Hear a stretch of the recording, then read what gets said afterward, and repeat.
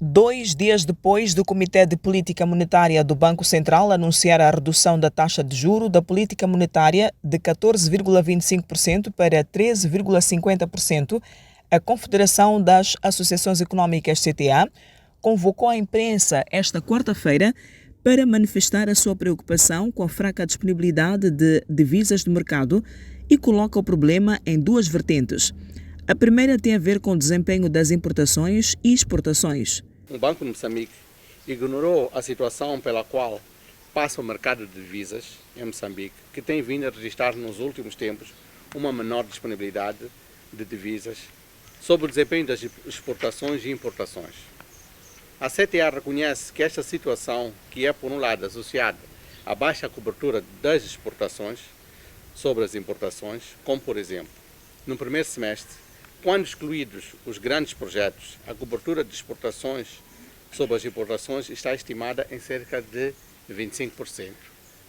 Se incluirmos os grandes projetos, a cobertura das exportações sobre as importações atinge 90%.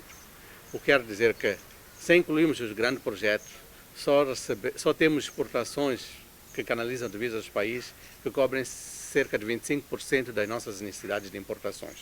A segunda linha de análise da CTA está associada às medidas de política monetária do Banco Central. A segunda, associada às medidas do Banco de Moçambique.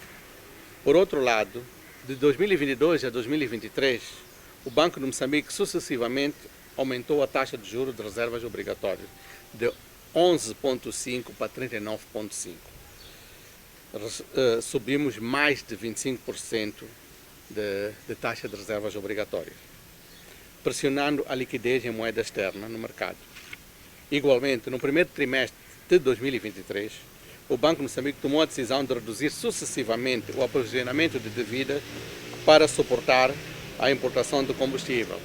Para os empresários, o aumento da taxa de reservas obrigatórias deveria ser fundamentado pelo excesso de liquidez no mercado. Olhando para o comportamento do mercado de divisas, denota-se baixa liquidez que flui para as empresas.